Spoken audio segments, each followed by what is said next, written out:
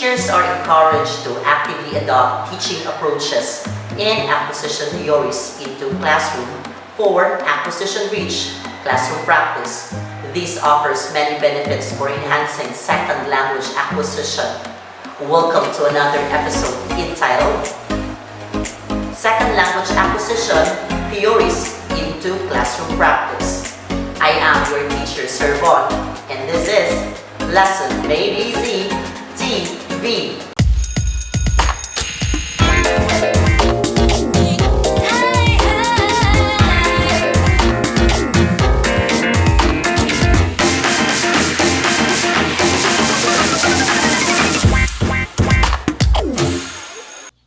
Welcome to another lesson episode entitled Second Language Acquisition Theories into Classroom Practice.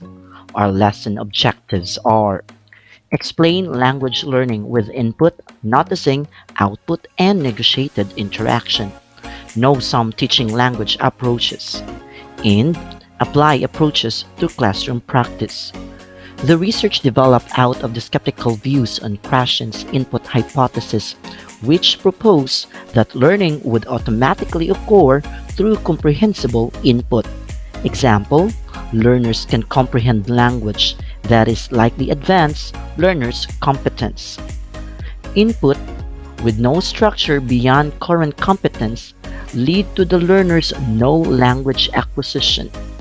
For example, student will not learn any new vocabulary in their language since they are being challenged with new vocabulary. But an input message slightly above current ability level leads to acquisition of the language. For example, students will gain more vocabulary and competence in the language since they are being taught slightly above their current level. Input message too far beyond person's competence, most likely acquisition of language will not take place. Example, students will not gain any competence and therefore what they are learning sounds like incomprehensible noise. Some classroom applications are: integrate learning materials according to students' language level. Make sure students understand the material. Disregard listen, then repeat activity.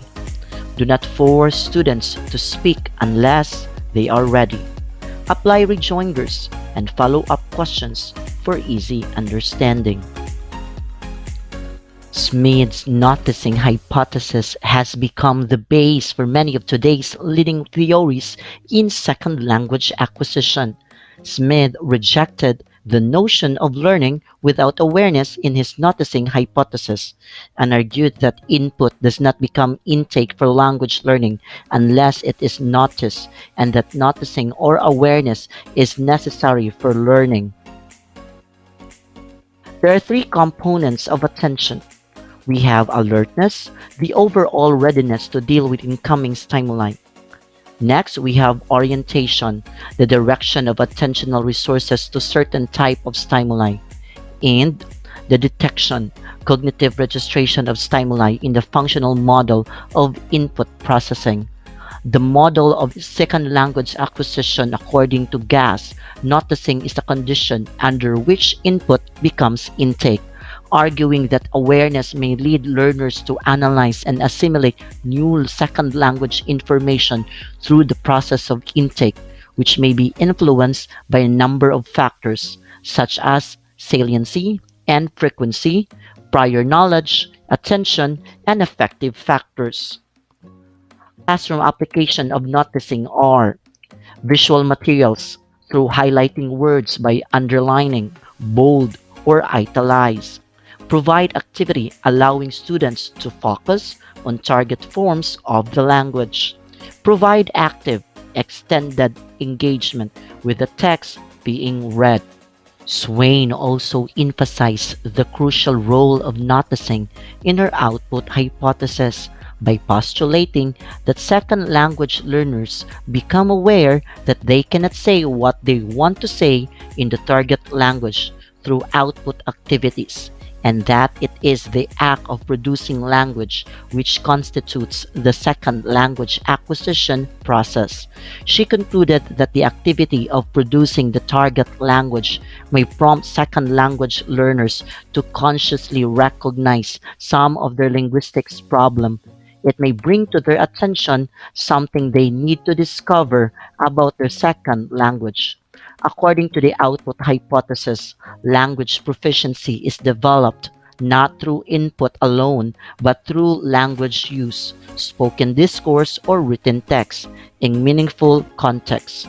The output hypothesis consists of three functions: the noticing function, the hypothesis testing function, and the metalinguistic or reflective function.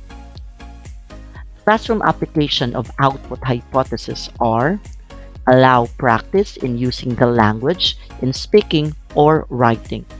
Encourage students to produce language by providing opportunities or learning tasks for writing, speaking, reading, or listening.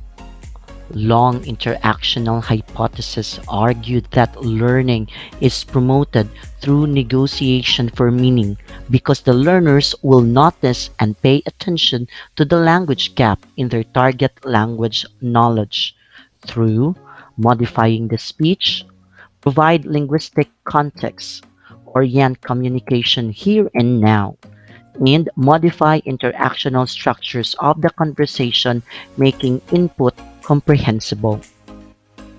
There are three components of interaction: negotiation, recast, and feedback. Receiving and interpreting feedback on the output, learners can possibly draw attention to linguistic problems, which would lead them to notice gaps between their output and the target language. Classroom application of interaction hypothesis are: facilitate conversation in class using the target language. Interaction is important. Teacher-student and student-student. Let students engage communication like conduct email activity, online forums, or even social media posts. Next, we will deal on the teaching language approaches. Some language approaches that we will be dealing with are the communicative language teaching or the CLT. We have content-based instruction or the CBI. We also have the task-based instruction or the TBI and cooperative learning or CL. Let's know more about these language approaches. We have communicative language teaching through focusing on meaningful communication in class, giving tasks to accomplish using the language, and students have opportunity to express ideas. The suggested activities using CLT are the following: role play interaction. One acts as a businessman while the other is a customer. Task completion. Give situation for brainstorming, then let them solve. We also have opinion sharing activities, communication games where students interact like interviewing. And lastly, we can have pair work or pairing activity. Next is the content-based instruction. This is teaching based on content. The use of meaningful content and instruction address students' needs. The suggested activities using content-based instruction are the following: project work with groups, contextualized grammar instructions, use of graphic organizers and pictures, or culminating activities. Next, we have the task-based instruction. This is the use of tasks such as pre-task, task cycle, and the language focus, using tasks in introducing topics or discussion. Pre-task is introducing the topic, the task cycle, giving the task, planning, and report. And lastly, the language focus, practicing the language and applying the language. Suggested activities in task-based instruction are the following: listing activities. You can have brainstorming and fact-finding, sorting activities, sequencing in ranking, comparing activities, finding similarities and differences. We can have also problem solving, giving advice and solutions. Lastly, debate. We have the cooperative learning. Students work together to accomplish goals, providing every member important role.